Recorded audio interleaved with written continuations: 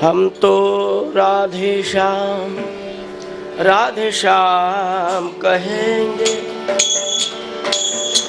हम तो सीताराम सीताराम।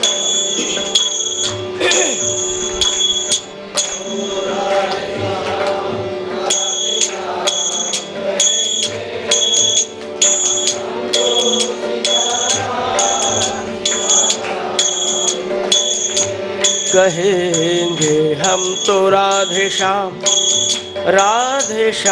कहेंगे, हम तो सीताराम सीताराम कहेंगे।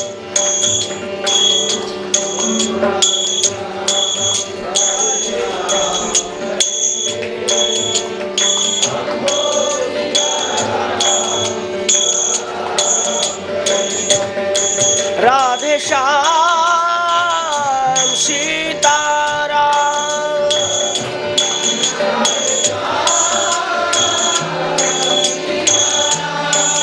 सीताराम राधे श्याम सीताराम।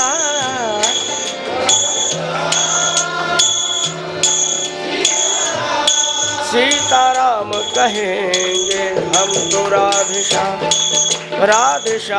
कहेंगे, हम तो सीताराम सीताराम कहेंगे।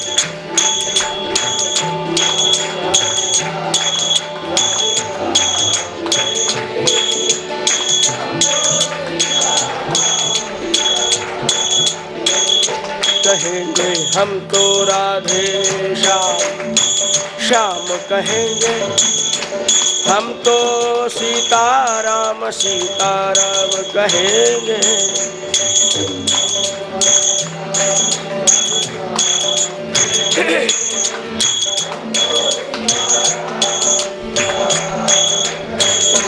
राधे श्याम श्याम श्याम सीताराम,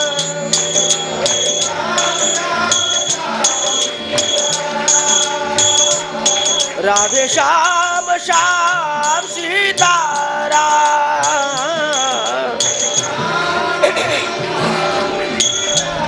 सीताराम कहेंगे हम तो राधे श्याम कहेंगे, हम तो सीताराम सीताराम कहेंगे।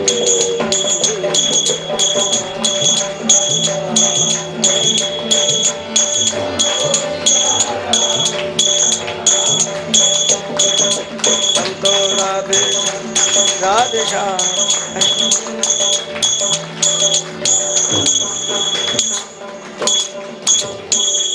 गोपाल कृष्ण।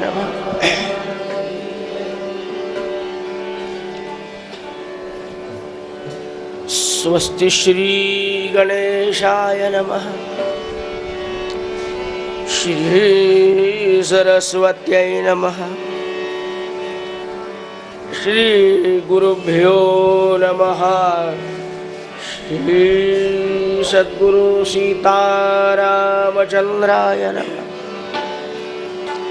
वक्रतुंड महाकाय सूर्यकोटि समप्रभ, निर्विघ्नं कुरु मे देव।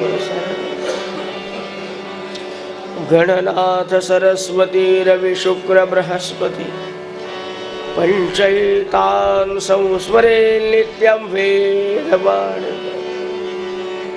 योऽन्तः प्रविश्य मम वाचमिमां प्रसुप्तां सञ्जीवयत्यखिलशक्तिधरस्वधाम्। अन्यांश्च हस्तचरणश्रवणत्वगादीन् प्राणान् नमो भगवते पुरुषाय तुभ्यं। लोकाभिरामं रणरङ्गधीरं राजीवनेत्रं रघुवंशना कारुण्यरूपं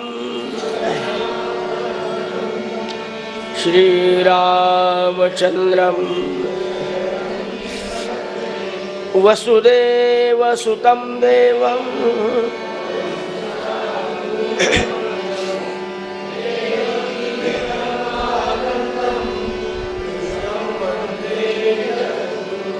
कृष्णाय वासुदेवाय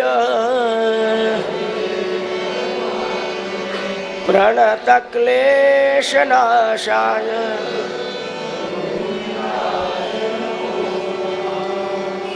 सकलभुवनमध्ये निर्विशेषं निरीह वेदे हरिहरवेद्यम् जनन मरण भीति भ्रंश सकल भुवन बीजं ब्रह्मचैतन्य सद्गुरुं ज्ञानदं वन्दे राम भक्ति प्रियं सदा रामानन्दं पूर्णकामं पूर्णब्रह्मसना श्री प्रह्लादं ब्रह्मनिष्ठं गुरुभक्तिपरायणं शिष्योद्धारे सुनिष्णातं वन्देऽहं ब्रह्मसंस्थां गुरुर्ब्रह्मा गुरुर्विष्णु गुरुर्देवो महेश्वरः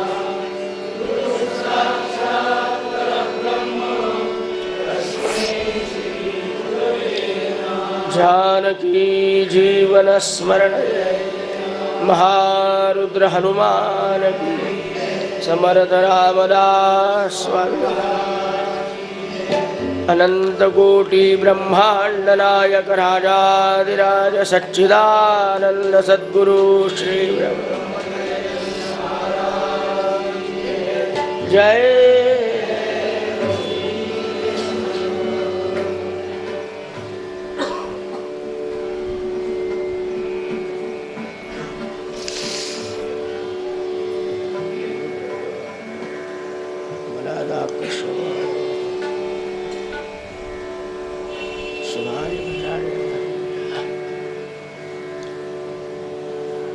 अथ कलिकिलिमिषापहारिणी तापत्रयोन्मूलिनी रम्या श्रीमद्भागवत कथा प्रस्तूयते श्रोता वक्ता च श्री सद्गुरु सीतारामचंद्र समर्थोस्तु सद्गुरुनाथ महाराज।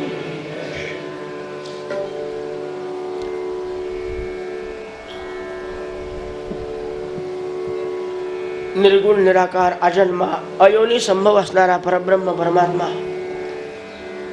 पण परित्राणाय साधूनां विनाशाय च दुष्कृतां ही संकल्पना पूर्णत्वाला नेण्यासाठी ब्रह्मानिक देवाने क्षीर समुद्राच्या ठिकाणी जाऊन जी प्रार्थना जी स्तुती केली होती अत्यंत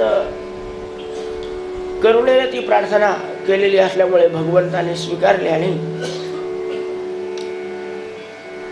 कारागृहात जन्माला आले। अनंत कोटी ब्रह्मांडाचा नाही पण कारागृहात जन्माला आला।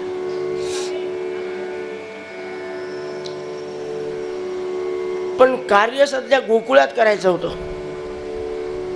बाबांना सांगितलं की बाबा स्वाभाविक आहे माझ्या आधीचे 6 माझे भाऊ या दुष्ट असणाऱ्या कंसाने संपूर्ण आदळून मारून टाकले, पण माझ्याविषयी तुम्हाला असं वाटत असेल तसं घाबरायचं काही कारण नाही, मला तर बिलकुल भीती वाटत नाही। काही अभयम सत्व संशुद्धी वगैरे वगैरे जे लक्षण सांगितले परमेश्वरामध्ये पूर्णत्व नाही, ते अभय आहे त्याच्याकडे आहेच आहे, मला भीती वाटत नाही। पण यदि कंसात बिभेषित्वम तुम्हाला जर भीती वाटत असेल कोणाची कंसाची तर हिमाम नय गोकुलम तरच मला तुम्ही गोकुळात नेऊन घाला आणि न्यायचं असेल तर वेळ लावू नका। आणि आपल्याला कल्पना आहे काल आपण तो प्रसंग पाहिला की भगवान गोपाल कृष्णाला मथुरेतून गोकुळात नेऊन घातलं। काय सगळ्यांना आनंद झाला होता, आकाशातल्या तारकांना नक्षत्राला प्रत्येकाला वाटू लागलं की भगवंतावर आमची दृष्टी पडली पाहिजे, आमच्या दृष्टीमध्ये भगवंत आला पाहिजे. त्यामुळे आकाशात मंदम मंदम जरा जरा पाऊसही पडत होता. ग्रह नक्षत्र तारे चंद्र सगळे काही उगवलेले होते. त्या बालकृष्णाचं रूप पाहत होते. यमुना मातेला सुद्धा भगवंताच्या चरणतीर्थाची काय अभिलाषा झाली होती. हे सगळं भगवंतांनी सर्वांना पूर्ण समाधान दिलं आणि गोकुळात गेलेले आहेत. गोकुळात काय आनंदोत्सव साजरा झाला, काय नंदबाबाला आनंद झाला. अहो, ज्या प्रत्येक गोपिकेला जिला जिला माहिती झालं तिनं आपल्या शेजारतीला सांगायची. समजलं का तुला काही? नंद घर आनंद भयो, जय कन्हैया लाल की, नंद घर आनंद भयो. अहो, व्रजनगरी आहे ती. व्रजनगरीतले त्यांच्या भाषेमध्ये आनंद लुटत होते. जय कन्हैया लाल, कन्हैया लाल जन्माला आलेला आहे यशोदेच्या घरी. कसं आहे ग बाळ, मला का सांगितलं नाही? मी तुझ्या बरोबर आले असते. अगं तू आली असते पण आता जा, इथंच आहे. कसं आहे अगं, त्याचं वर्णनच सांगता येत नाही म्हणाले. अगं एकदाच पाहिलं पण डोळे झाकले तरी तोच डोळ्यासमोर राहतो, उघडे ठेवले तरी तोच समोर राहतो. आता या जगातलं दुसरं कोणतंही सौंदर्य असं नाही की त्या बालकृष्णाला पाहिल्यानंतर पुन्हा दुसरं काही पाहावं वाटेल. इतका अनुपम लावण्याचा पुतळा. एकच म्हणत होती असं नव्हे, प्रत्येक गोपी एकमेकीला असं सांगत होती. आपण जाऊन पाहिलंच पाहिजे, थोड्या वेळ तरी त्याला घेतलं पाहिजे. आणि त्यामुळे काय व्हायचं, यशोदाबाईच्या अंगणामध्ये काय, घरामध्ये काय, सारखी रेलचेल माणसाची. आता यशोदाबाई तर बिचाऱ्या पडून होत्या, पण तिने आपल्या सगळ्या मैत्रिणी, आपल्या घरातल्या सगळ्या स्त्रियांना सांगितलं की हे बघा, या बाळाला पाहायला आता सगळे लोक येणार, आपल्या जवळचे लांबचे, संबंध असणारे नसणारे, काही विचारपूस करायची नाही. कोणाच्या नात्यातल्या आहात, माहेरच्या आहात का सासरच्या आहात, काही नाही, सगळ्यांना सारखं. आणि कोणीही बाई आली ना किंवा कोणीही पुरुष आला, काहीतरी त्याच्या तोंडात द्यायची व्यवस्था करायची. लाडू करंजा तयार करून ठेवा. कोणीही तसा रिकाम्या तोंडानं न गेला पाहिजे. सगळ्या व्यवस्था सांगितलेल्या आहेत. आणि दिवसेंदिवस जसा जसा तुकाराम महाराजांनी सुंदर वर्णन केलं की बालकृष्ण जन्माला आले आणि गोकुळातल्या लोकांना काय वाटत होतं. गोकुळीच्या सुखा, गोकुळीच्या सुखा, काय झालं, गोकुळीच्या सुखा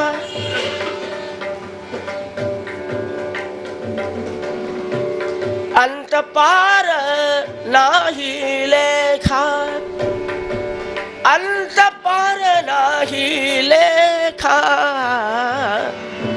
गोकुळीच्या सुखा.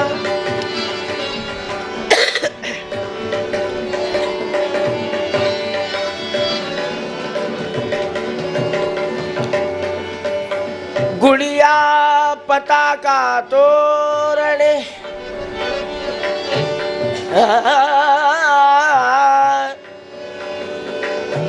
गुडिया पताका तोरणे.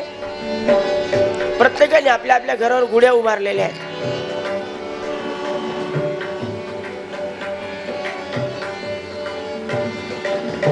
करीती कथा गाती गाणे, करीती कथा गाती गाणे, गोकुळीच्या सुखा. बोला.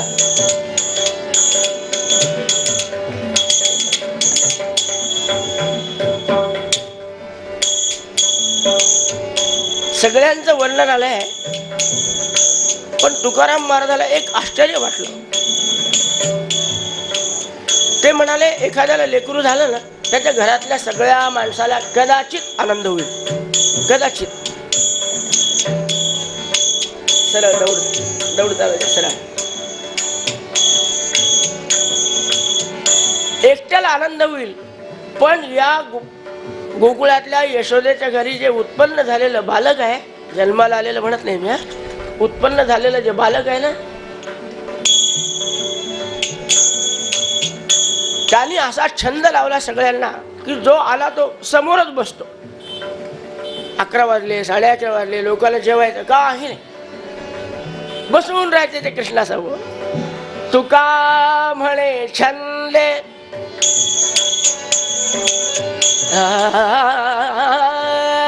तुका म्हणे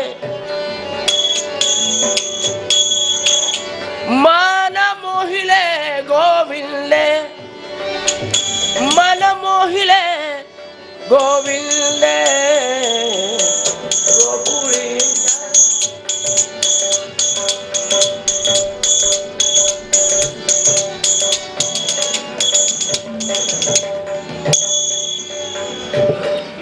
अगदी स्वाभाविक आहे. तुकाराम महाराजाला वाटलं ते स्वाभाविक नाही. सगळ्यांना आनंद होण्याचं कारण काय असलं पाहिजे याचा तुम्ही आम्ही विचार करावा म्हणून तुकाराम महाराजांनी शब्द वापरले. जो आलेला बालक आहे तो बालक नव्हून त्रैलोक्य पालक आहे. सच्चिदानंद घन हे त्याचं मूळ स्वरूप असल्यामुळे ज्याला पाहिल्याबरोबर आनंदच होईल अशी अवस्था आहे. तुका म्हणे छंदे मन मोहिले, ज्याने पाहावं त्याचं गोविंद. नंदबाबांनी वाचयित्वा स्वस्तयनं जात कर्मात्मजस्य वै. विद्वान ब्राह्मण आलेले होते, त्यांना मंत्र म्हणायला सांगितले की आमच्या घरावर काही अनिष्ट होऊ नये, असूचित होऊ नये म्हणून स्वस्ती मंत्राचे पाठ केलेले आहेत. काल आपण ऐकले ते शब्द. त्यांचा सत्कार केला. अहो नुसत्या ब्राह्मणाचा नाही केला बरं का, गायकाश्च. एकच ठेवा काय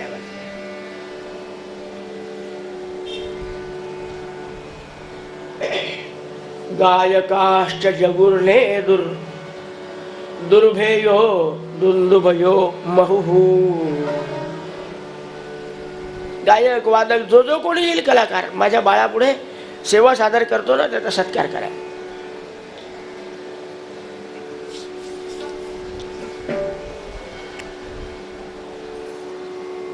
अनेक दिवस गेले. रोज असंच चालू आहे, घर गच्च भरलेलं. नंदबाबाला जाता येता वाटायचं की एकदा ती गुरुजी समोर या ना.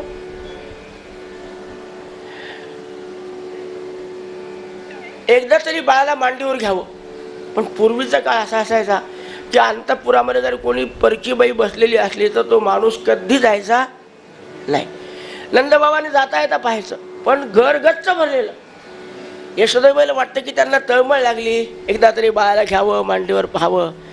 पण काय बरं ती म्हणू शकत नाही कोणत्या, तुम्ही आता चला बरं थोडं त्यांच्याजवळ बाळ झाले ते नाही. आमच्या नंदबाबाला आनंद वाटतो, काय हरकत नाही, मी बाळता केव्हाही गेले. पण माझ्या बाळाला पाहण्यासाठी इतके लोक येतात, गावातलं एक घर असं राहिलं नाही की जे माझ्या बाळाला येऊन पाहून गेलेलं नाही. आणि मग हळूहळू ज्या ज्या वस्तींमध्ये समजायला लागलं, थोडा वेळ लागायचा. हो काय कम्युनिकेशन काय म्हणतात ना ते नव्हतं. वर्तमानपत्र नाही, पेपर नाही, टी व्ही नाही, आम्हाला मुलगा झाला, आम्हाला काही नाही. जसं तसं समजायचं कर्णोपकरणी तसे लोक भेटायला यायचे. आणि प्रेम असलं तरच येतात. मला आता समजलं 4 दिवस झाल्यावर की कोणालाही असं स्वतंत्र निमंत्रण नाही तरी काय यावं वाटलं तर ते गोकुळ डोळ्यासमोर दिसलं मला. नंदबाबाविषयी काय प्रेम होतं, यशोदेविषयी काय प्रेम होतं. तिचं लेकरू असेल पण आमचा काही संबंध आहे जिव्हाळ्याचा, प्रेमाचा, तळमळीचा. काय करायचं बोलव, आपण होऊन गेलं पाहिजे. आणि सगळे येऊन बसायचे, घरगच्च वाढले. बरेच दिवस गेले. आज नंदबाबाची अशी गोष्ट झाली, खरंच आहे हो, एकदा परमेश्वराचा छंद लागला ना की आपोआप प्रपंचातल्या सगळ्या व्यापांकडे मनुष्य दुर्लक्ष करतो हळूहळू. आता सगळे निव्वळ रिकामचोट आहेत का हो? पण 7 दिवस सगळ्यांनी ठरवलं नाही तिकडे पाहायचंच नाही, रोजच आहे राहट गाडगं नाही पाहायचं. तसं नंदबाबाचं झालं. शेतात जात नाही, ते लोणी विकायला जात नाही, काही नाही करायचं, काही नाही. पण जाता येता बाळाकडे पाहायचं, तृप्त व्हायचं. एक दिवशी गावातले वृद्ध लोक जमा झाले. बाबा 4-5 महिने झाले, चक्कर मारली का शेतात? म्हणाले शेतात मारायला काय पाऊस नाही, काही नाही. आम्हाला लक्षात आलं पावसाचं निमित्त करू नका. बाळ जन्माला आला तेव्हापासून तुमचं सगळीकडचं लक्ष गेलं. म्हणले काय करू, आहेच तसं आमचं बाळ. सगुण मेघ श्याम लावण्य सुंदर, सगुण मेघ श्याम लावण्य सुंदर.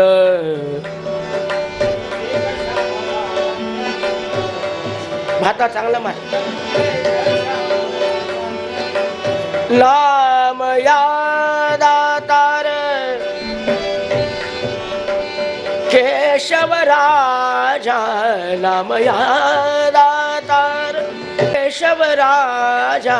सगुण मेघ श्याम लावण्य सुंदर.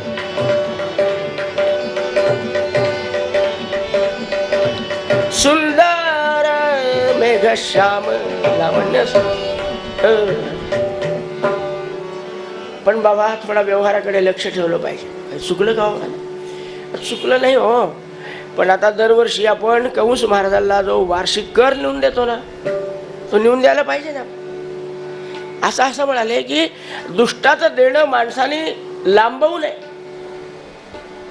थोडं देणं लांबवलं की त्याने चक्रा मारायच्या, काय रिमाइंडर्स पाठवायचे म्हणतात ते पाठवाय, ते काही खरं नाही. म्हणाले काय कमी आहे का आपल्याला?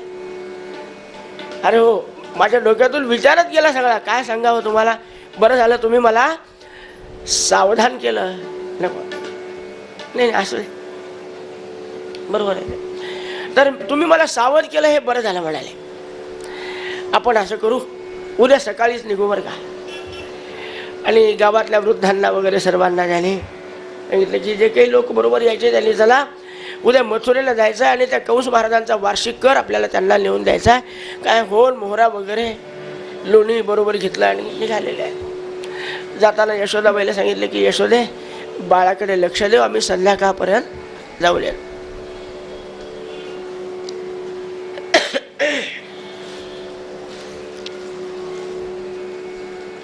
आणि जशी ही सगळी मंडळी गोकुळाच्या बाहेर पडली आणि मथुरेमध्ये गेली, पोहोचली असेल न पोहोचली असेल, तोच इकडे एक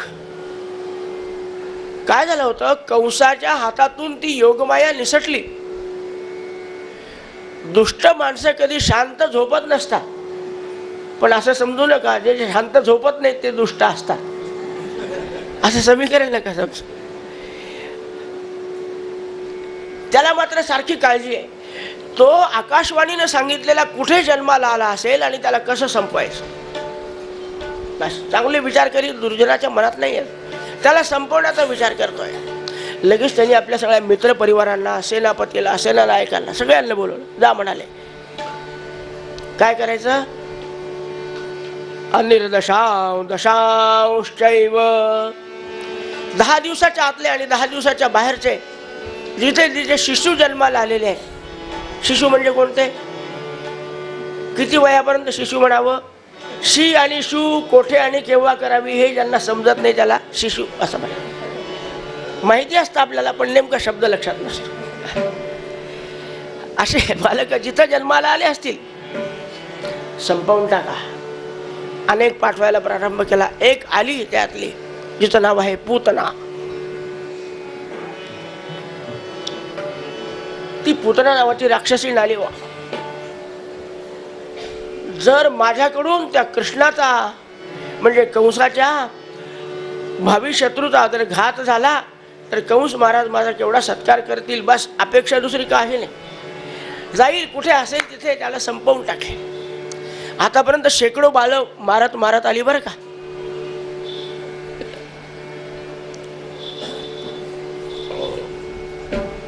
गोकुळाच्या बाहेर माहिती काढली. गोकुळाची अवस्था कशी आहे, व्यवस्था कशी आहे. ती म्हणाली अगं गोकुळातलं सगळं सोडून दे, पण यशोदा माईच्या घरी जाऊन पहा. कशासाठी? काय काय सांगू तुला. राजस सुकुमार मदनाचा पुतळा असं बाळ जन्माला आलंय. हा, तिला तेच पाहिजे होतं. असं अलौकिक बाळ जो असेल तोच माझ्या कंसाचा काळ असेल. आपण तिथे गेलं पाहिजे आणि पाहायला पाहिजे. आली, पण मग आता गवळणीच्या घरी जायचं तर गवळणीसारखी केशभूषा, वेशभूषा हे सगळं केलं गेलं. आणि बरोबर आले आहेत का यशोदा माई? काही काही लोक एवढे धूर्त आणि हुशार असतात, ओळख नाही पाळख नाही पण असे चिटकतात जसे की हे आपल्या घरातलेच आहेत का. यशोदाबाई आहेत, कधी यशोदेला हिनं पाहिलं नाही, हिनं यशोदेला पाहिलं नाही. यशोदाबाई स्वयंपाकघरात होत्या, या या या या बसा, बाळाला आत्ताच नाऊ माखू घातलंय, पाळण्यामध्ये टाकलंय, आपल्याला वाटत असेल घ्यायचं, जागं असलं तर जरूर घ्या बरं का, नाही तर थोडं झोका द्या, मी येते फराळाला आणते. फराळाचं नको, फराळाची वेळ संपून गेली, 9:30 वाजली, फराळाची वेळ संपली, आता जेवूनच जाईल, काही काळजी करू नका, स्वयंपाक पाणी करून या, पाणी वगैरे सगळं झालंय माझं पिणं वगैरे, फक्त स्वयंपाक करून या, मग आपण निवांत गप्पा गोष्टी करू. हिनं पाहिला जेवढा एकांत मला मिळेल तितक्या वेळात माझं काम आटपून मला यप्पला याची सजीवती निघून जाता येईल. आली बा ही पुतना, बाळ वाटच पाहत होता. ते म्हटलं तू निघाली ना माझ्याकडे यायला, मी काय झोपणार आहे का. मला लोकांना झोपवता येतं आणि झोप उडवता पण येते, तर मी कसं आहे येत खरी. आणि भगवंत जागे आहेत. उजव्या पायाचा अंगठा डाव्या हाताने धरून तोंडात घालायला लागले, चोखत चोखत पडलेले आहेत भगवंत. गुंजावरण डोळे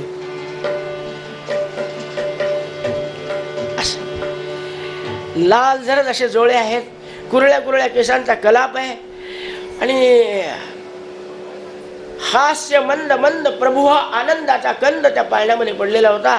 आली बा आणि क्षणभर परमेश्वराकडे पाहिलं, अरे हे तर हसतंय, चांगलं खेळतंय, जागा आहे, घ्यायला हरकत नाही, आपला काही वेळ जास्त जाणार नाही, घेऊ याला. जसं त्या पुतनेने घेतलं, भगवंताला वाटलं इथल्या इथं काही करेल, पण नाही, ईशानी निघाली, मांडीवर घेतलं. अरे अरे अरे अरे, भगवंताने घट्ट डोळे झाकले. ही काय पंचायत आली माझ्या वाट्याला.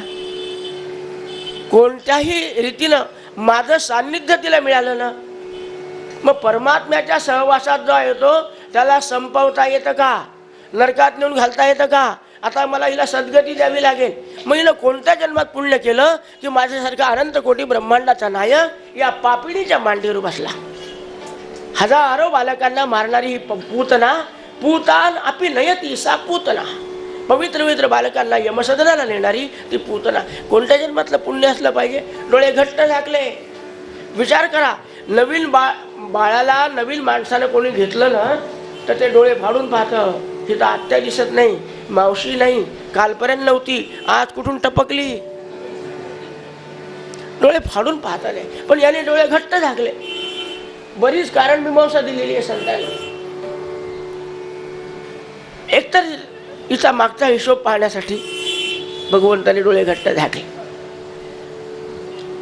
दुसरी गोष्ट अशी आहे, म्हणाले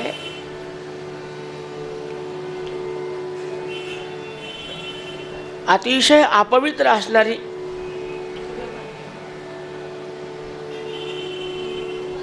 पण मी जर डोळे उघडे ठेवले आणि माझी कृपादृष्टी हिच्यावर झाली, कदाचित तिच्या वृत्तीमध्ये बदल झाला तर ही मला संपवणार नाही.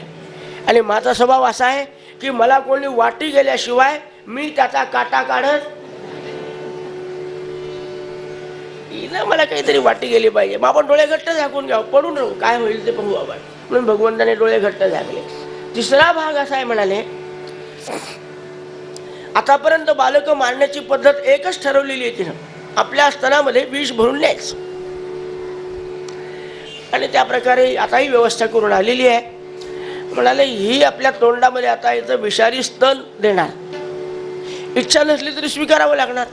आपण किती नाही म्हटलं तरी काय फायदा आहे. मग विष आपल्याला पचवायची ताकद नाही. आपण एका यशोदामाईच्या दुधाशिवाय काही पचवू शकत नाही. विष कोणी पिलं आपल्या आधी.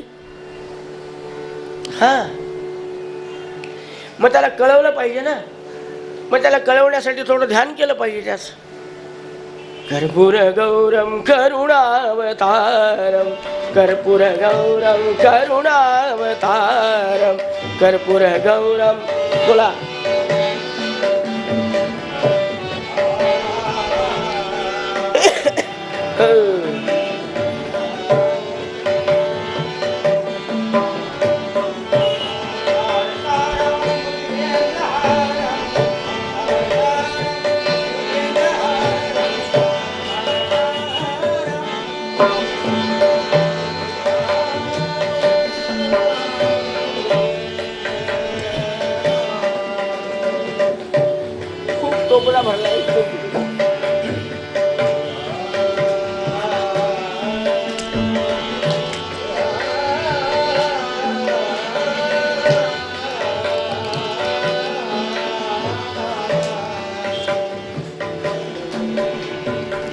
कर्पूर गौरम करुणावतारम करुणावतारम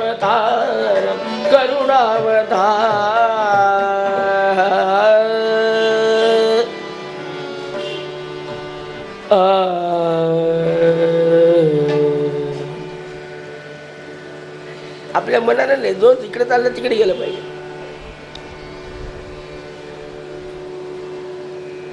भगवान शंकराचं ध्यान केलं की देवा माझ्या तोंडाने पार्सल ओढतो, तुझ्याकडे पाठवतो, सोडवून घे.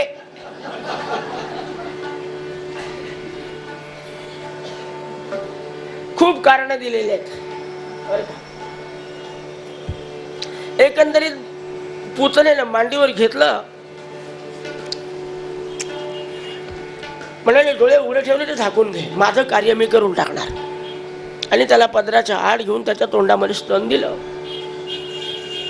भगवंतांनी आपल्या छोट्या छोट्या हाताने नको नको म्हणण्याचा प्रयत्न केला. बोलायचं तर नाही, हिची काय लायकी आहे की जशी बोलायला, पण हाताने नको म्हणण्याचा प्रयत्न केला. ती म्हणाली बळजबरीनं दिलं. म्हणली एवढं जर तुला माझ्याविषयी प्रेम आहे, आता आजी माझी आई मला जेव्हा खाली ठेवत होती तेव्हा तू ठेव, म्हणजे समज. माझी आई केव्हा खाली ठेवती मला? माझं पोट भरलं. आणि भगवंतानी महाराज विष तर ओढलं, पण जे जे काही तिच्या शरीरातलं ओढता येण्यासारखं सगळं ओढलं. आता पंचप्राण व्याकुळ झाले. अरे मुंच मुंच आलम बाल मुंच, अरे मला सोड मला सोड. तो म्हणला मी काय तुला मोबाईल केला होता का, फोन केला होता का, निरोप पाठवला की माझी आई मला पाजत नाही, तू प्यायला पाजायला ये. आता आली ना, आता माझं पोट भरू दे. माझं पोट तुझं फुटल्याशिवाय माझं भरत नाही पोट. आणि ओढायला प्रारंभ केला. आमच्या पुतणीला असं वाटलं की घ्यावं आणि बाहेर फेकून द्यावं लेकरू. दगडी चौक होता, आपोआप काम होईल, असं नाही तर तसं तरी संपेल. पण ते काही लहान आहे का? अनंत ब्रह्मांडे उदरी क्या रोमी ऐसे धेंड, ज्याच्या एका एका केसावर एक एक ब्रह्मांड रचलेला आहे, असा तो अनंत कोटी ब्रह्मांडाचा आहे. हिला उचलला जातो का? नाही, उचललं जाईल पण प्रेम पाहिजे. एक गंमत सांगतो मग पुढे जाऊ. गंमत म्हणजे तशी नाही, रामचरित्रातला प्रसंग सांगतो. लक्ष्मणाला शक्ती लागली. प्रेमाचा काय प्रभाव असतो सांगतो आम्ही. लक्ष्मणाला शक्ती लागली. रावणाला अतिशय आनंद वाटला. वाह, म्हणाले आता लक्ष्मण जर जागा होऊ शकला नाही तर रामाचं मनोबल संपणार. अहो ज्याच्याजवळ बायको राहिली नाही, एकुलता एक भाऊ तोही बरोबर राहिला नाही, मग काय करील राम? पळून जाईल. या हेतून म्हणाले मूर्छित पडला, पण याला रामाकडे जाऊ द्यायचं नाही, याला उचलून आपल्या लंका नगरीमध्ये नेऊ, म्हणजे सगळा बंदोबस्त करता येतो. रावण आला रथावरून उतरून. लक्ष्मण खाली पडलेले आहेत. 2 हात लावून पाहिले, 4 हात लावून पाहिले, 6 हात, जेवढे होते कल्पना आहे आपल्याला किती होते, ते सगळे हात घातले खाली. गुडघा टेकवला, सगळी ताकद पणाला लावली. अहो अंगावरून घामाच्या धारा टपकायला लागल्या, पण लक्ष्मण हालायला तयार. हे पाठीमागे उभे होते. कोण? हनुमंतराय. म्हणजे लगाव ताकद, लगाव. तेव्हा गर्भगळीत झाला आमचा रावण. हनुमंत समोर आला, हात काढून घेतले. हनुमंत दिसल्याबरोबर थोडं याला घाबरला. तो काय करतो काय माहित आता. तो उठून बसायच्या आत हनुमंताने डाव्या हाताची एक मूठ, वज्र हनुमान आहे, एक वज्र मूठ त्याच्या मस्तकावर मारली. अहो एवढा मोठा रावण, पर्वतासारखा देह धारण करणारा, किंचित कश्मल मायू, त्याला त्या ठिकाणी डोळ्यासमोर तारा चमकू लागल्या महाराज. हो घाबरला, एक क्षणभर मूर्छित झाला. पुन्हा दुसऱ्या क्षणाला उठून उभा राहिला. वा वा वा हनुमंता, काय प्रताप आहे रे तुझा. त्याला प्रसन्न कर. बुद्धिमान आहे, फार बुद्धिमान रावण, बराच प्रताप आहे. अरे म्हणले माझा धिक्कार असो, मला वाटलं माझ्या एकाच मुठीमध्ये तू संपून जाशील, माझ्या रामाला पुन्हा धनुष्य उचलायचं काम पडू नये. अरे मी सेवक आहे त्याचा. खरं म्हणजे आमच्यासारखे सेवक असताना रामाला धनुष्य घ्यायचं आणि तुझ्या पुढे उभं राहायचं, तुझ्यासारख्या पुढे.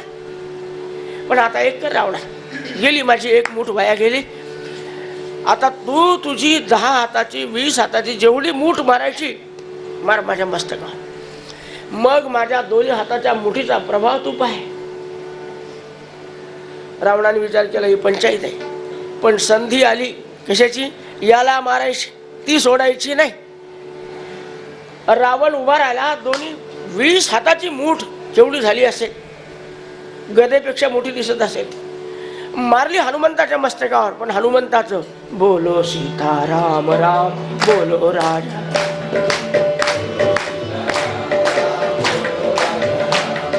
बोलो सीता राम राम बोलो राजा.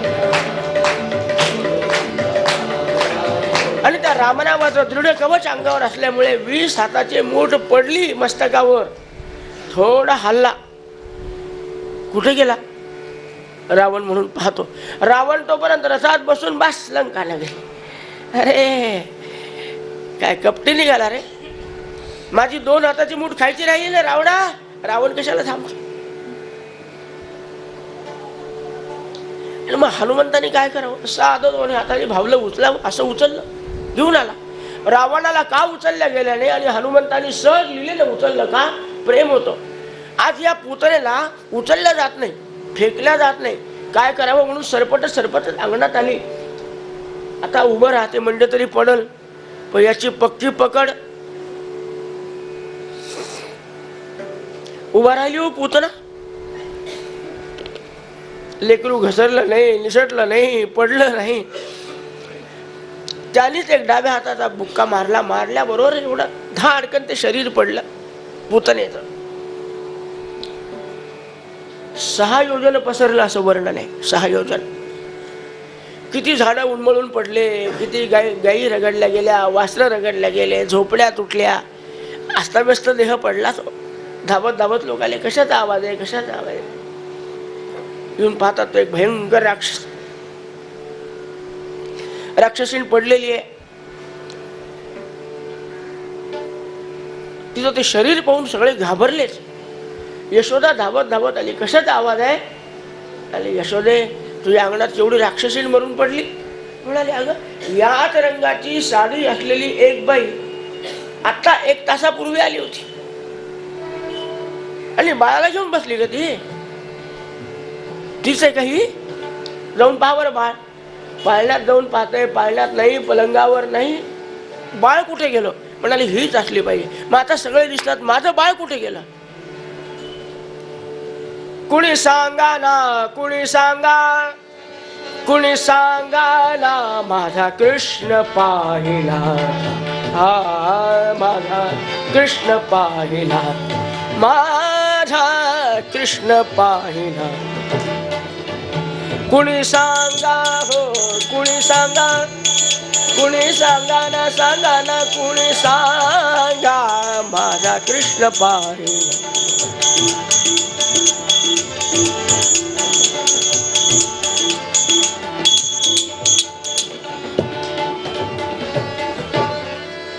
मित्र जमा झाले होते. सगळे पोरं इकडे तिकडे पाहू लागले. कुठे गेला असेल, कुठे गेला. यशोदाबाई तो त्या पर्वतावर. पर्वत होता का तो, काय होता सखाराम. जाऊ द्या, काय करायचं आम्ही.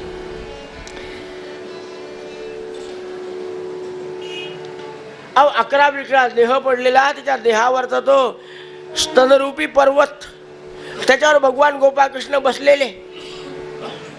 अहो ती संपली होती, पण रागाने अजून बुक्क्या मारणं चालूच होते छातीवरतीच्या. यशोदाबाई ते पाहतो. अरे बाळांनो आणता का, आणता का म्हणल्यावर गेले. घसरून पडायला लागले. सगळ्या गावातल्या शिड्या जमा केल्या, दोऱ्याने बांधले. बाळाला काढून आणलं. यशोदेजवळ गेल्या. खरे रडत होता का. नाही नाही, हसत होता. हास्य मंद मंद प्रभू हा आनंदाचा हसत होता. अरे तुम्ही जायच्या आधी रडला असेल. केवढी मोठी राक्षसी भयानक आहे, त्याचे केवढाले डोळे असतील, केवढाले नाक असेल. अरे बाबा आण बरं माझ्याजवळ दे बरं. आली पदराने दृष्ट काढली. आल्याची, गेल्याची, काळ्याची, गोऱ्याची, उंचाची, बुटक्या.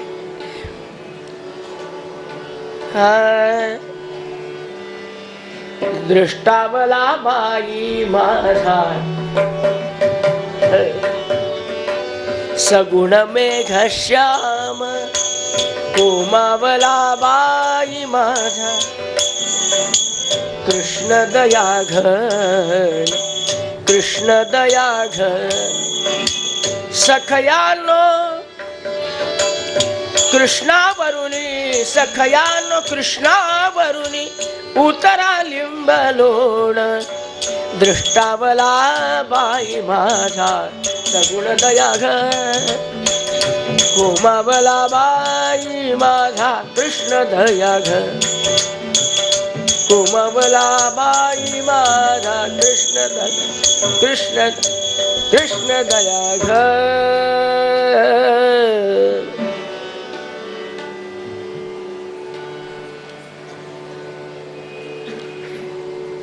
पदराने दृष्ट उतरली, समाधान झालं नाही. गाईच्या गोठ्यामध्ये गेली. गोपुच्छ भ्रमणाधिभी, गाईचं शेपूट, गोमूत्र अंगावर. या हा काय अपवित्र आहे का? पण भाव कसा असतो पा. गोमूत्र शिंपडलं, समाधान झालं नाही. देवासमोरची राख उचलून त्याच्या कपाळाला. आता ब्रह्मादी देवही श्रुतिभिष्ट नित्यम, ब्रह्मानिक देव ज्याच्या पायाची धूळ आपल्या कपाळाला लावतात, याच्या कपाळाला कोणत्या बसोबाची भैरोबाची लावली माहिती नाही. यशोदामाईचा भाव प्रेमाचा आहे. तोपर्यंत बाकीचे गोप जमा झाले आणि महाराज त्या अंगणामध्ये पडलेल्या पुतणीच्या अस्ताव्यस्त देहाला त्याने तुकडे तुकडे केले. 40 बैलगाड्या भरल्या. काही काही बैलगाड्यामध्ये नुसते बोट पुतणीचे, दुसरं काहीच मावे ना. काही बैलगाड्यामध्ये नुसत्या पोटऱ्या केवढ्या असल्या पाहिजे, काय करायचं ध्यान करून आपल्या. पण ते सगळा पसारा गाडीत भरला.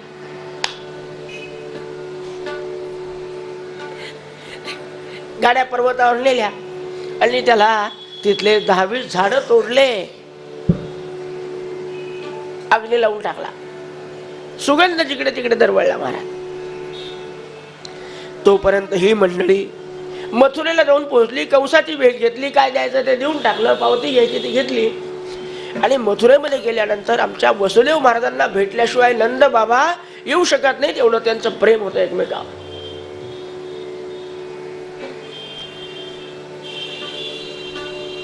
वसुदेवाला आनंद वाटला. वा नंद बाबा, अहो तुम्हाला लेकरू झाल्याचं समजलं आम्हाला, तेव्हापासून तुमच्या भेटीला यायचं. पण काय सांगू तुम्हाला आमचा व्याप. बाबा नाही आले तर नाही आले, मी आलो ना आपल्या भेटीला.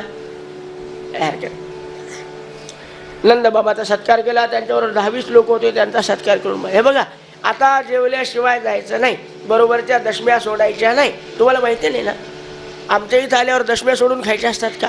जाताना कामी येतील, तशाच राहू द्या. जेवायला बसवलं आणि इकडच्या तिकडच्या गप्पा झाल्या. म्हणले बाबा काय सांगू, मला आमच्या देवकीला लेकरू झाल्याचं समजलं तुम्हाला, पण काय करावं असं वाटलं.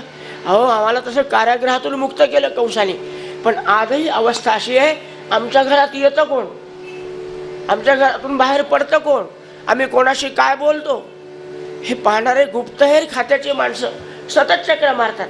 भाजी आहे का, भाजी मागायची नसते, काय करता हे पाहायचं असते.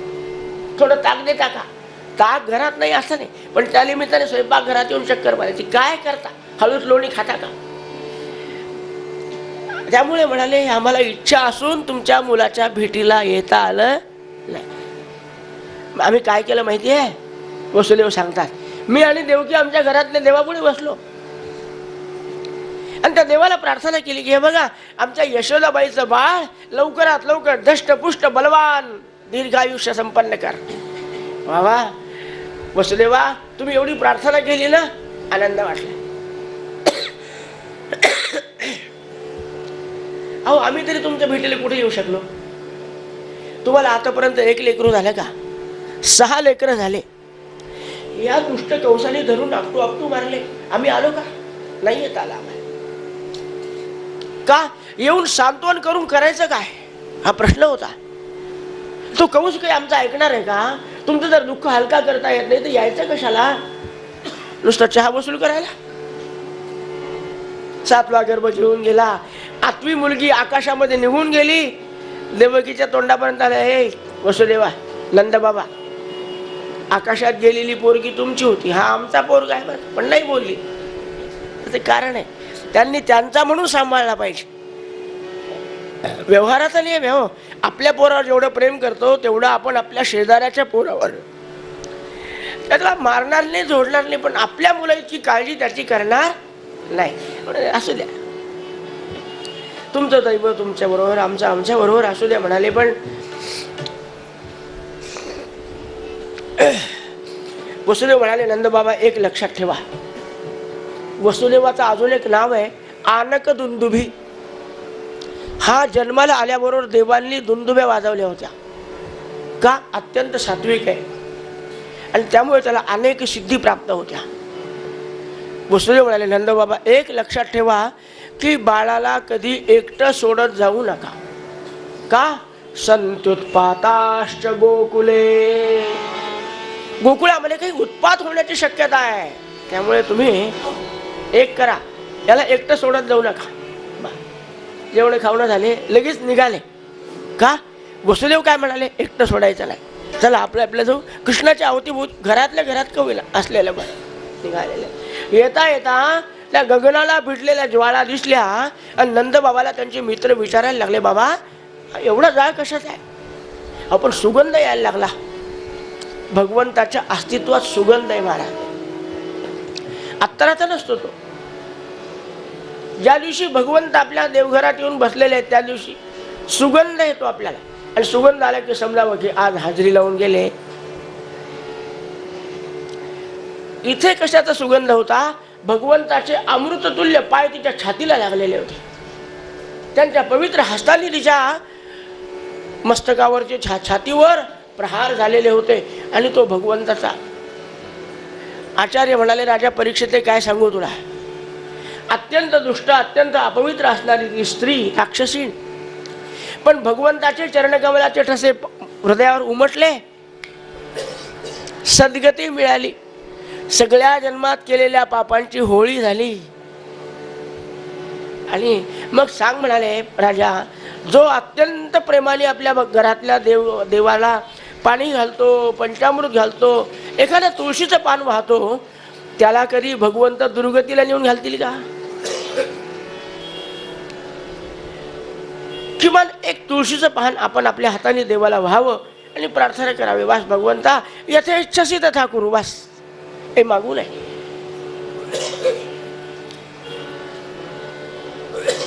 एक राक्षसी असून पुतनेचा उद्धार झाला महाराज, वध नाही झाला, उद्धार झाला. नंदबाबा घरी आले, अंगणामध्ये खूप स्वच्छता केली होती, पण खड्ड्यामध्ये रक्त साचलेलं होतं. यशोदे काय झालं ग? या ना घरात या, थोडं फराळ करा, दूध घ्या, मग सांगते सगळं. म्हणाले नंतर होईल, आधी सांग. मग तिने सांगितलं, असं असं झालं, तुम्ही गेलात, मी स्वयंपाकघरात होत, तुला 50 वेळा सांगितलं की स्वयंपाकघरातलं लक्ष काढ, करू दे कोणाला काय काय लुडबुड करायचे स्वयंपाकघरात, तू नको जाऊ. बाळाजवळ थांबत जा ना. अगं एवढं अलौकिक बाळ जन्माला आलाय, सगळ्या गावातले लोक आपल्या बाळाला पाहण्यासाठी येतात, आणि तू मात्र स्वयंपाकघरात जाय, इकडे जाय, तिकडे जाय. काय सांगू तुला? आता आम्ही आमचे कामधंदे सोडून त्या स्वयंपाकघरात राहायचं का? पाळण्याजवळ थांबायचं का? बाबा काळजी करू नका, मी बरोबर पाहते. काही दिवस गेले. महाराज एक राक्षस पुन्हा पाठवला कंसाने. पुतना गेली पण परत आलीच नाही. काय झालं असेल वो? तिकडे रमली का कुठे? जाऊ द्या, दुसऱ्याला पाठव, काय कमी आहे का आपल्याजवळ?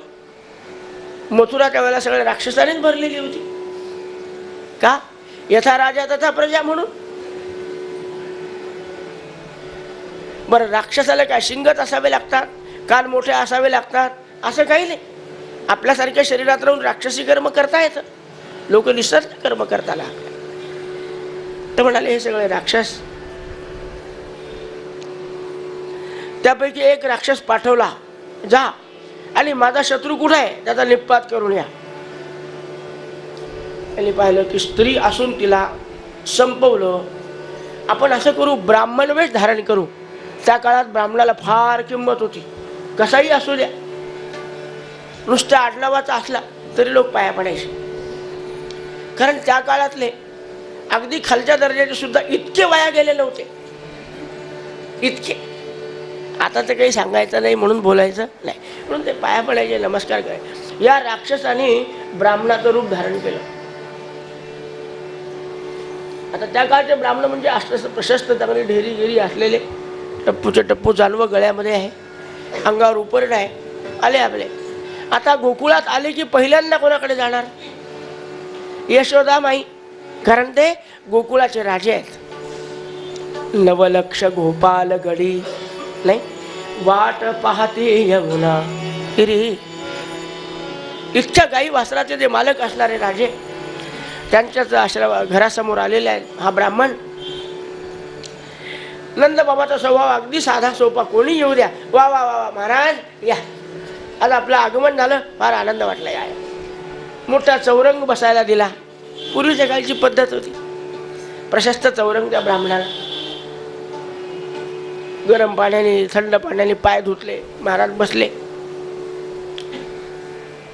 अहो प्रसंग, चौरंग असे होते की केवढाही प्रशस्त ब्राह्मण बसला तरी त्याच्यातून आवाज येत नव्हता. नाही तर काही काही चौरंगावर बसावं, कुचकुच कुचकुच कुचकुच. प्लायवूडचे असतात ना ते, हायवूडचे होते. हाय मस्त बसला ब्राह्मण अगदी आराम. हे खायला नेऊ का, ते खायला नेऊ का? म्हणाले माय खाऊन पोट भरलंय, तुझ्या घरी बाळ आलंय म्हणाले, त्याला पाहायला आलो, त्याची कुंडली तयार करायची. हा आणशील का बाहेर? वा वा वा वा महाराज, पण आली खाल्ल्याशिवाय नाही. काहीतरी दिलं खायला, खाल्लं, यथेच पाणी पिला, 2-4 तांबे आकाराप्रमाणे. बाळ घेऊन ये. नंद बाबा यशोदा दोघे समोर बसलेले आहेत, बाळाला घेतलं मांडीवर. वा वा यशोदे, काय सुंदर बाळ आहे का?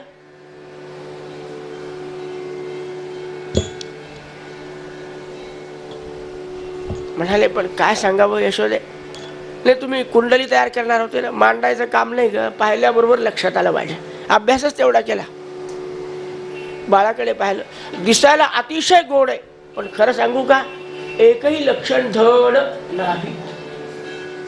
म्हणाले का? मला एक सांग यशोदे, हे कृष्ण पक्षात जन्माला आलंय का? म्हणले हो, साधारण सप्तमी अष्टमी असावी. बरोबर आहे, बहुतेक बुधवार असावा. अगदी बरोबर आहे. हा म्हणूनच म्हणलं बरं का ग, अशात एखादी राक्षसीन वगैरे आली. अगदी बरोबर आहे. अगं आता तुला सांगून ठेवतो यशोदे, जोपर्यंत हे बाळ तुमच्या गोकुळात नाही तोपर्यंत राक्षस येत राहणार, तुम्हाला त्रास देत राहणार. मग काय करू? त्याच्यावर उपाय आहे. याला ठेवू नको. ब्राह्मण तेव्हापासून किंमत कमी व्हायला सुरुवात झाली. अरे तो ओरिजिनल ब्राह्मण नव्हता, डुप्लिकेट होता बाबा. ते कोण छळ करता आमचा. मग काय करू म्हणले, याला ठेवू नको, काय करायचं ते कर, नाही तर माझ्याजवळ नाही, मी येऊन जातो. पण तुमच्या घरी राहिलं नाही बाळ, सुखानं जगू देणार नाही. बाळ मांडू. यशोदाबाईचा चेहरा पडला. म्हणलं सगळ्या गावाचं प्रेम माझ्या बाळावर. आजपर्यंत किती ब्राह्मण आले, विद्वान आले, वैदिक आले, शास्त्री आले, पंडित आले, कोणी काही बोललं नाही. हा कुठून आला?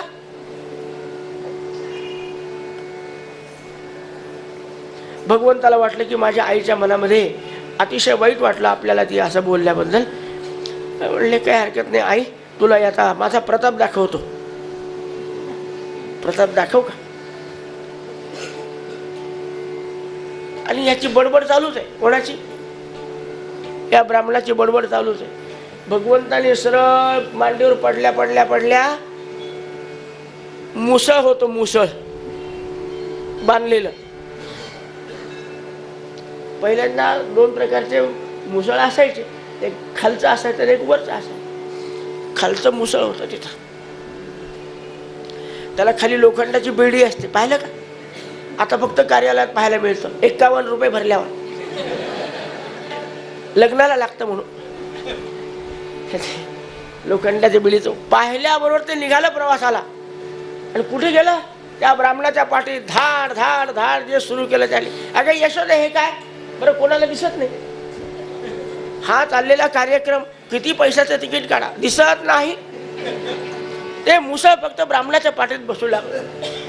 म्हणलं यशोदे मला खायला देऊ नको. मारती काय? म्हणले बाबा मी काही मारले का तुम्हाला? मी तर लाडू देते. शंकरपाळी देऊ का? अगं शंकरपाळी. अगं हे पाय बस इथं बसलं तिथं मी येतो आता. नाही त्या बाळाचं ते बाळाला तू मी येतो येतो म्हणणार. भगवंतानी पाहिलं रवीकडे डेऱ्यामध्ये घातलेली होती. तिनं स्वतःची सोडवणूक करून घेतली.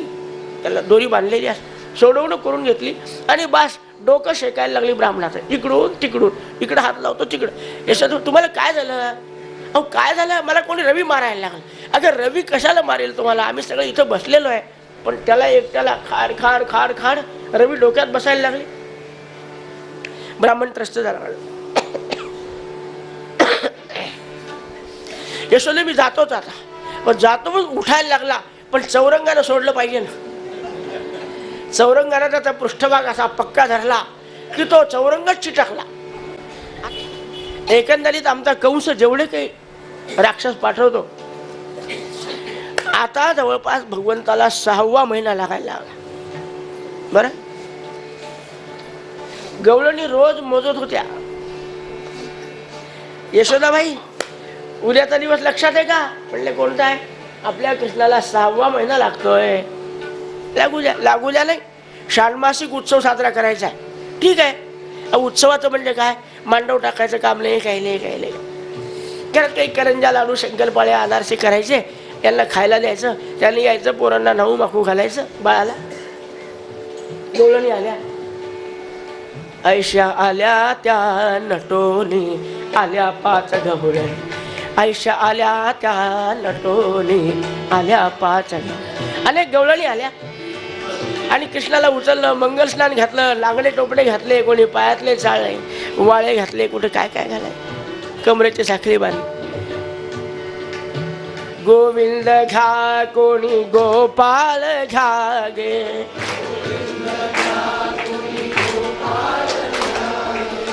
गोविंद घ्या कुणी गोपाळ घ्या गे.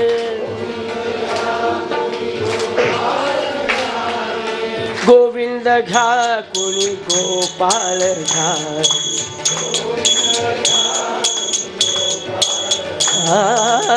गोविंद घ्या कुणी गोपाळ घ्या.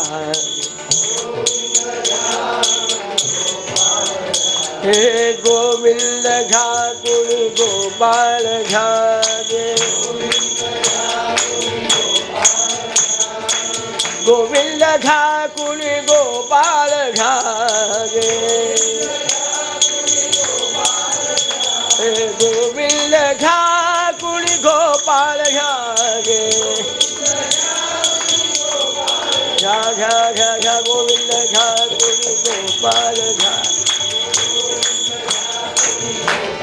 आणि महाराज जिम्मा फुगडी खेळत खेळत त्या भगवंताला खेळवायला लागलेल्या आहेत. यशोदा धावत आली. एवढा मोठा आवाज त्या गवळणीचा.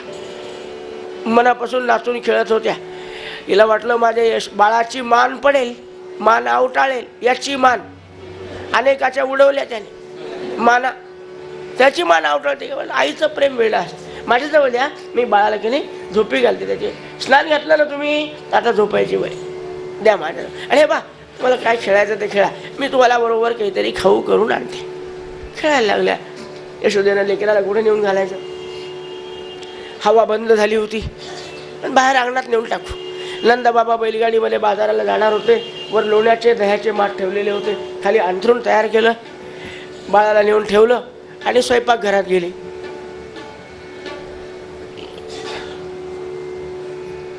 गवळणीचे मागच्या अंगणामध्ये गाणे चालू आहेत. जिम्मा फुगडी चालू आहे.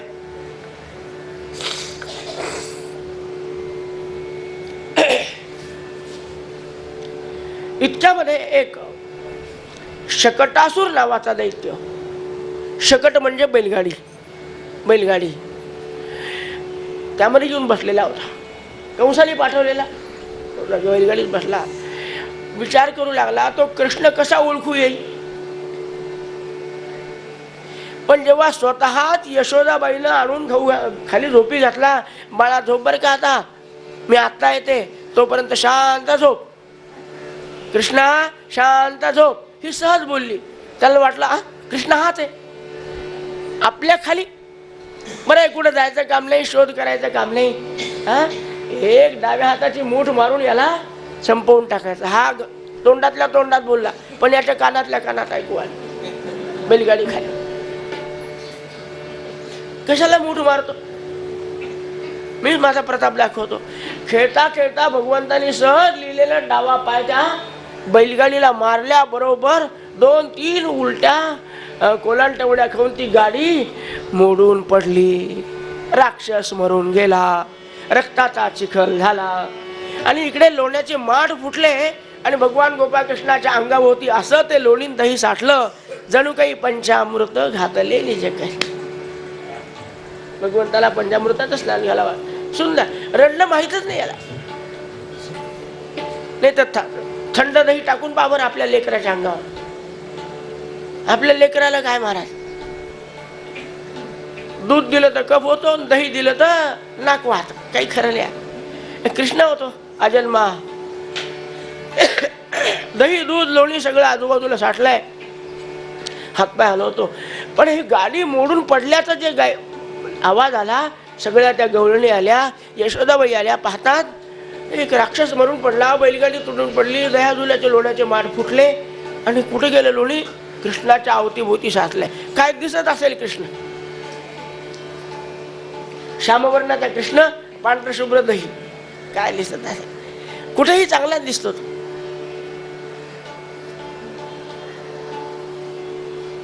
म्हणतात ना, नीलवर्ण आकाशात चमकतो शशी. अहो तसा दिसू लागला, हे सांगायचं मला, नाव घेत नाही. यशोदाबाईने त्या बाळाला घेतलं, नाऊ मागू घातलं, पुन्हा या देवाचा अंगारा, त्या देवाचा अंगारा, त्या देवाचा अंगारा.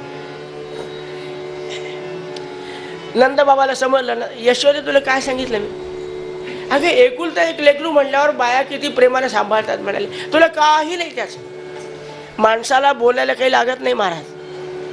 बायांना बोलणे हा मानवाचा जणू काही जन्मसिद्ध हक्क आहे. अहो मी नाही त्याला, हे बघ काही काळजी करू नका, मी आता त्याला एकटं सोडणार नाही, जेवून घ्या बाजारात जा. गेले. त्याला हा शकटासूर नावाचा दैत्य गेला. आता भगवंत रांगायला लागले 7 वेळा. काय सरपटत सरपटत रांगत होते आणि रांगायला लागल्यापासून एक क्षण पाळण्यात बसायचे नाही, आईच्या कडेवर बसायचे, सारखं पळायचं, इकडे जा तिकडे जा. मोठं घर, या घरात पहा, त्या घरात पहा, त्या घरात पहा, कुठेतरी गेलेलं असायचं. मित्र परिवार जमा झाले, अंगणामध्ये खूप जमायचे, खूप खेळायचे.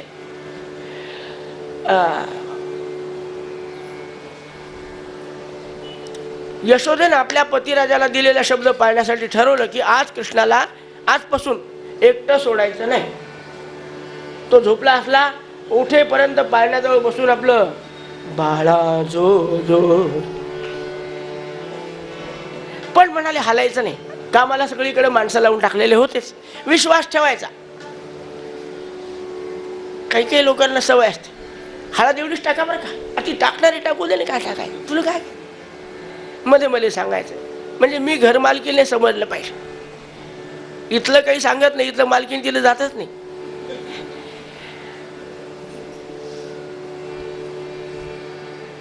काय मुक्त छंदाने करायचं ते करू द्या म्हणले.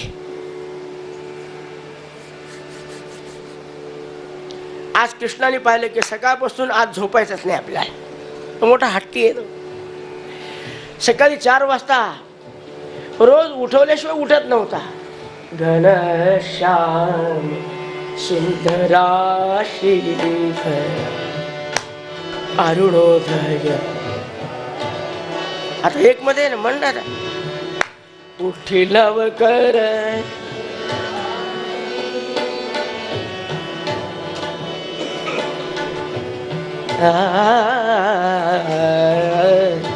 घनश्याम सुंदरा.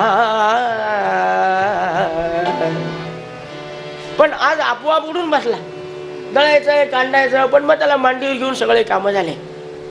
सडा करायचा असला तरी या कमरेवर लेकरू घेऊन 7 वाजले 8 वाजले 9 वाजले 10 वाजले लेकरू अंघोळ घालून पाहिली तरी लेकरू आज झोपायचा पत्ता नाही, डोळे झाकतच नाही. कायच करा म्हणले आज याला काय झालं. कडेवर घेऊन काम करायला लागले. 11 वाजले. आता स्वयंपाक करायचा. लेकरू कडेवर घेऊन स्वयंपाक करता येतो का. घरातले चिल्लर चाल्लर कामं करून घेऊन मग स्वयंपाक घराकडे पाहू म्हणून आमची यशोदाबाई सारखी चिल्लर कामामध्ये लेकरू कडेवरच आहे. भगवंताने विचार केला की नाही आज चांगली जिरवायची आपल्या आईची. अगं मी योगी लोकांच्या हृदयात राहत नाही, तुझ्या कडेवर राहील का. तास अर्धा तास ठीक आहे, सकाळी 4 वाजेपासून मला मोकळं सोडलं नाही. मित्र येतात तुझ्या कडेवर पाहतात निघून जातात. माझ्या मित्रांना नाराज करते का तू. मी आता तुला दाखवतो. भगवंतानी आपलं वजनच वाढवलं. बाळ तेवढंच पण वजन केवढं. अहो ते 1 पाऊल टाकता येईल ना. पाहती बाळ तर तेवढंच आहे. हात जाड झाला नाही पाय जाड झाला नाही, एवढं वजन कसं झालं. उचलला ठेवला खाली. बाबा तुला काय करायचं ते हेच तर पाहिजे होतं मला. रोहिणी आली तिकडून. का ग यशोदे असं काय आदळलं. आदळलं नाही का ठेवलं. तिला पेलवे ना. स्वतःच्या लेकराला कोणी आदळतं का. पण पेलवे ना तिला. दिलं आदळून खाली जाय.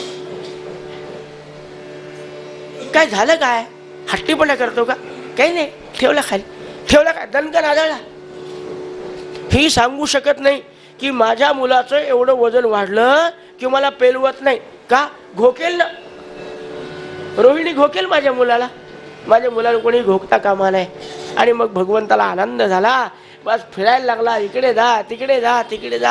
मित्र जमा झाले. अंगणामध्ये खेळायला लागला. खेळता खेळता एक तृणावर्त नावाचा दैत्य आला.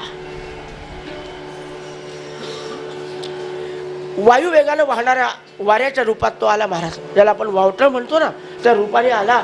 आणि मुष्णम चक्षुष सर्वेशाम. सगळ्यांच्या डोळ्यामध्ये धूळ माती पाला पाचोळा धडाधड धडाधड. लोकांनी घरं दारं खिडक्या सगळे बंद करून घेतले. मुलं बाहेर खेळत होती. फार राहिला नाही तो वारा. थोडा राहिला 2-4 मिनिट. पण तितक्यात त्यांनी पाहिलं सगळ्यांना न्यायचं नाही उचलून. ह्याच्यातलं जे अगदी अलौकिक बाळ असेल तेवढं बाहेर गेली नजर. गुंजा वर्ण डोळे माथा बाबू झोटी. गुंजा वर्ण डोळे माथा बाबूळ झोटी.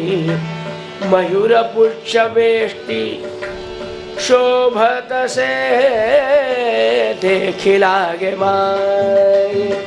यमुनेच्या तीरी तीरी तीरी देखी लागे माय. देखी लागे माय.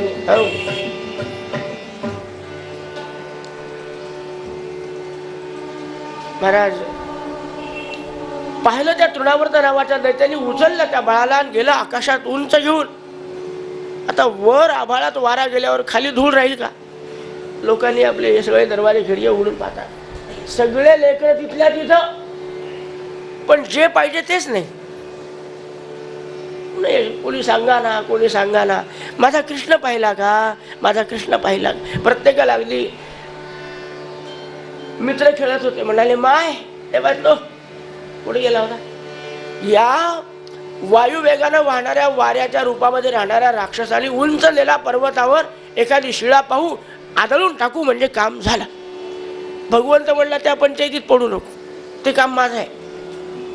तुला नाही जमणार. आणि भगवंताने उलटी उडी मारली. त्याच्या छातीवर बसले. 2 हाताने त्याच्या कंठाभोवती असा काही पाश आवळला की एका क्षणामध्ये हातपाय झटकून तो राक्षस पडला. पडला की शिळ्यावर आदळला. मस्तकाचे सहस्रावरी तुकडे झाले. अंगाच्या रक्ताच्या धारा कृष्णाच्या अंगावर उडाल्या. महाराज भगवंत निवांत बसले. त्यांना माहिती आहे मी कुठेही असलो तरी लोक मला पाहायला येणार. यशोदाबाईने सांगितलं अरे बाबर कृष्ण कुठे आहे. मुलं गेले पाहायला. सांगितलं की माय परवाप्रमाणे झालं. एक राक्षस मरून पडला आणि कृष्ण तिथे जर बसलेला होता. रडत होता का. रडण्याचं नाव घेऊ नको. रडणं कशाचं. अरे घाबरला असेल. कोणाला घाबरत नाही कृष्ण. मुळातच जो कृष्ण नाही तो कृष्ण. कृष्ण आहे का नाही. धष्टपुष्ट बलाढ्य. त्याला तो तृणावर तलावाचा दैत्य संपला. पुन्हा यशोदाबाईने या देवाला त्या देवाचा अंगारा लावून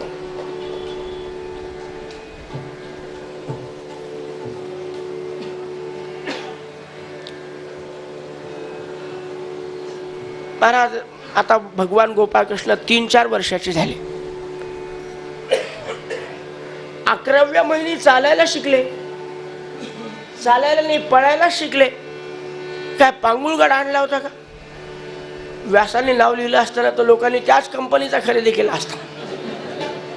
त्या गाड्याला धरल्यावर मुलं लवकर चालतात. पण नाही, त्याला पांगुळगाडा लागलाच नाही. अंगणातून जाणाऱ्या गाई वासराची शेपटी धरायची आणि गाई पळाल्या की त्याच्या मागे पळायचं. चालणं माहीतच नाही त्याला. मनाशी टाकिले मागे गतीशी तुलना नसे. कृष्णाचं सांगतो.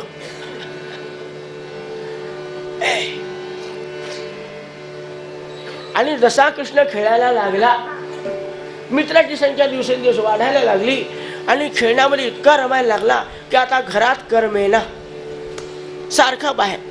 यशोदाबाईला वाटायचं की आज 8:30 वाजले, 9 वाजले, खायची वेळ झाली, याला समजतच नाही. मित्र आले की खेळतच राहतो. दंडाला धरून आणायचं आणि खाऊ घालायचं आणि जाय का. आई उद्यापासून मला धरायला यायचं नाही. कुठं खाल्लं का? कोण बोलवतं मला? मग तू बाहेर घरी खात नाही, बाहेर जात नाही, बाहेरही खात नाही आणि मी धरून आणलं तर मला आणू देत नाही. आई तुला वाटते का मी पोटभर खाऊ? म्हणले हो. मला बाकी काही नाश्त्याला करून देत जाऊ नको. ते पोहे नको, ते उपमा नको, ते उकडपिंडी नको, काही नको. फक्त लोणी देत जाय वाटीवर. पण एक सांगतो, मी लोणी खावं असं वाटत असेल ना तर माझ्या सगळ्या मित्रांना थोडं थोडं गैर बरं बाबा तू खात जाय, मी सगळ्यांना वाटत जाईल म्हणताना मोठेपणाने म्हणली. लांब लचक, काही हरकत नाही म्हणली नुसती. महाराज 4 दिवस गेले, 5 दिवस गेले, 8 दिवस गेले. यशोदाबाईचं पोट दुखायला लागलं. अरे कृष्णा काही समजते का तुला? म्हणजे काय झालं? सगळ्यांच्या घरी गाई आहेत, दही आहे, दूध आहे, लोणी आहे. कोणी बोलावलं का तुला वाटीवर लोणी खायला? सगळा उताडा जमा करतो 9 वाजता. इतक्या पोरांना मला लोणी द्यावं लागतं. उद्यापासून सांगते कोणाला आणायचं नाही. तू खाऊन जा, नाही तर तुला मिळणार नाही. आजच्या दिवस वाटून टाक, उद्याचा उद्या पाहू.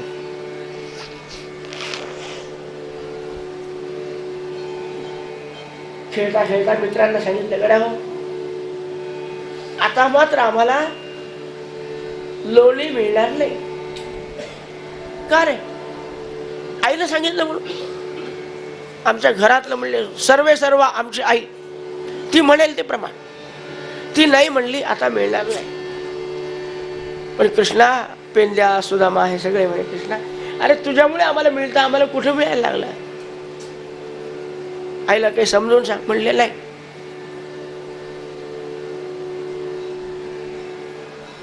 पेंद्या म्हणला कृष्णा एक करता येतं आपल्याला. आम्ही लोणी खाल्ल्याशिवाय राहू शकत नाही. तू दिल्यापासून लोण्याची चव माहीत झाली. ठेचा आणि भाकरी खाता खाता आयुष्य चाललं. कधी लोणच्याची खायची, कधी ठेच्याची, कधी मिरच्याची खाई. लोणी कुठं आमच्या बापाला मिळाली? तुझ्यामुळे लोणी खायची सवय लिहिली. आता लोण्याशिवाय करमत.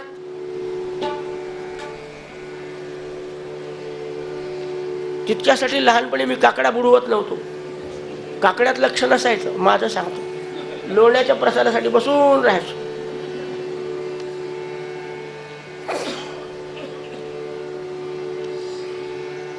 काय म्हणलंय पेंद्या तुझं?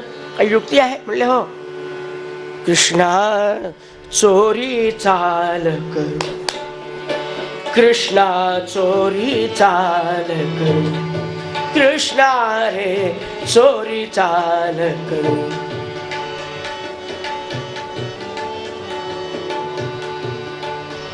हे चोरी चाल करू कृष्णा, चोरी चाल करू रे कृष्णा, चोरी चाल.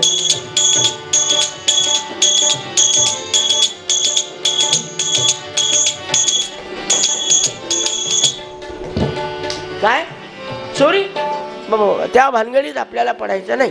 कृष्ण पुढचं अख्खं आयुष्य गेलं चोऱ्या करता करता. पण आज म्हणतो नाही नाही नाही त्या भानगडीत आपल्याला पडायचं. आमच्या आईला आवडेल का? अरे बाबा तुला माहिती नाही चोरी म्हणजे काय असतं. आपण कोणाच्या कपड्याला, कोणाच्या दागिन्याला, कोणाच्या नाकातलं, कानातलं कशाला हात लावायचा? नाही, लोणी पाहून खायचं, निघून जायचं. आणि तुला सांगू का, तू लहान आहे, तुला माहिती नाही, आमचा सगळा अभ्यास झालेला आहे. लोण्याचीच काय, कोणत्याही अन्नपदार्थाची चोरी केली ना, त्याच्या नावाने FIR दाखल होत नसतो. होतो का? आमच्या घरात 10 भाकरी चोरी गेल्या, कुठे किफायत आहे? नाही महाराज. मग काही हरकत नाही, आपल्या नावाचा गुन्हा नोंदवला जाणार नाही, मग चोरी करू. आणि मग काय महाराज, चोऱ्याला प्रारंभ झाला, याच्या घरी त्याच्या घरी. संध्याकाळी गवळणी पूर्वीच्या काळी असं असायचं की काही निमित्ताने नदीच्या काठावर जमायच्या. धुणे भासणे धुणे काय कर धुणे धुणे आणि भांडणे घासणे. आज कोण बुबडी वळालेली काय म्हणते, तू जवळ बसली का फार? त्या धुण्याच्या भांड्याच्या निमित्ताने यमुनेच्या काठावर सगळ्या गवळणी जमा व्हायच्या. आणि मग बराच वेळ जायचा त्यांचा. अहो, भांडायला वेळ किती लागतो, धुण्याला किती वेळ लागतो, पण मग गप्पा करत बसायच्या. पण या 4 दिवसामध्ये एकच गप्पा. आज हिच्या घरातला लोण्याचा माठ फुटला, उद्या हिच्या घरातला फुटला, उद्या 4 दिवस झाले, 8 दिवस झाले, रोज फोडाफोडी तोडातोडी. एक गवळण होती, म्हणाले काय लावलं हे, कोण करतं चोऱ्या? माझ्या घरी येऊन दाखव म्हणा त्याला. हा, माझ्या घरी आला ना, असा पकडून देईल, शिक्षा करील त्याला, केवढाही असू दे तो चोर, पक्का बांधून ठेवील म्हणले. पेंद्याने सांगितलं, कृष्णा, अरे ती मंगळवार बाजारातली मंगळवार पेठ, मंगळपेठ काय असते ना, आता इथं पेठा कमी आहेत, ते पुण्यात आहेत. सदाशिवाची पेठ, मंगळवार पेठ, बुधवार पेठ, शनिवार पेठ. आज त्या गवळणीने आपल्याला बोलावलं, येऊन दाखव म्हणती म्हणे, पकडून ठेवेल, बांधेल. अरे वा, बराच अभ्यास झालेला दिसतो तिला, मारायचा पकडायचा. आपण पाहू म्हणले व्यवस्था. आणि ज्याने बोलावलं त्याच्या घरी भगवान गोपाळकृष्ण अगदी आवर्जून जातात. पेंदाला विचारलं, ती केव्हा काय काय करते? ती म्हणले, सकाळी 7 वाजता चहा पिते, मग दूध पिते, मग लोणी खाते, आणि मग 11 वाजता ती धुणं धुणं भांडे व्हायला जाते म्हणाले. घरात कोणी नसतं, मग तेव्हा आपण जाऊ. भगवान गोपाळकृष्ण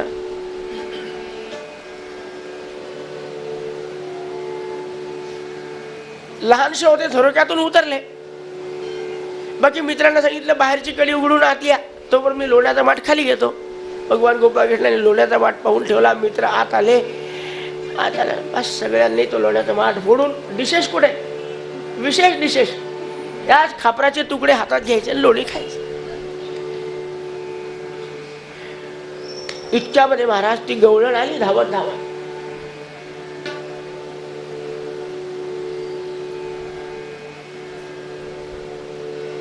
पकडला कृष्ण. बाकीच्या मित्र परिवाराला सोडून दिलं, कृष्णाला पकडलं. पक्क चोरी करतो नाही रे. परवा तुझ्या आईकडे आम्ही गेलो होतो की यशोदामाई जरा शोध लाव, आपल्या गावात चोराळ फार सुटलेला आहे, काही करत नाही पण लोणी ठेवत नाही. यशोदाबाई म्हणले की चोरी करताना पकडा, मग माझ्याकडे घेऊन या, मी तरी काय काय करू. तिचं बरोबर आहे, पण तू चोरी करतो हे आम्ही म्हणलं तरी तिला पटलं नसतं म्हणाले. आता मात्र चोरी करताना पकडलं, तुला घेऊन जाते म्हणले, पंचायत करू नको, तुझ्या पलंगावर बसून राहतो, कडी लावून जाय आणि माझ्या आईला बोलवून आण, आणि मग तुला काय करायचं ते कर. इथं हाताला धरून कशाला नेत. बसवलं पलंगावर, बाहेरून कडी लावली, मोठ्या तावाने गेली. तिचं लग्न झालेलं, 4 दिवसासाठी माहेरपणासाठी आलेली, कशाला पंचायती करायची. मी पकडून दाखवते, मी पकडून दाखव. आज तिचा नवरा येणार होता तिला न्यायला, आणि त्याच्यासाठी तिनं करंजा साटोऱ्या हे सगळं गरम गरम करून ठेवलेलं. कृष्णाने एकट्याने काय सगळ्या मित्रांना खाऊ घातलं. सांगितलं, बेटा प्रत्येकाने पूर्ण साटोरी खायची नाही, अर्धी खायची ना अर्धी ठेवायची. करंजी तशीच अर्धी खायची अर्धी का, मी म्हणतो म्हणून. एकदा भेटो वापरल्यावर काय मा, सगळं अर्धा खाऊन अर्धा ठेवायचं. सगळ्या फस्त करून टाकल्या, लोणी उडवलं. त्यामुळे जास्त चिडली होती. अहो, आपल्या नवऱ्यासाठी भेंडीची भाजी जरी वाटीत घालून ठेवली असे आणि सासऱ्यानं मागितलं ना, घ्या घालू का, दात ओठ खाणार, भेंडीची काही बिशाल आहे का? 5 रुपये पावची पुन्हा आणायची. पण नवऱ्यासाठी लावून ठेवलेली सासरा मागतो, चिडून जातो जीव. याचा तर काही संबंध नाही. कोणाचा? कृष्णाचा काय संबंध? आणि घरात येऊन लोणी खाल्लं, माझ्या नवऱ्यासाठी करून ठेवलेले पदार्थ उडवले. आज याची चांगली सोय पाहायची.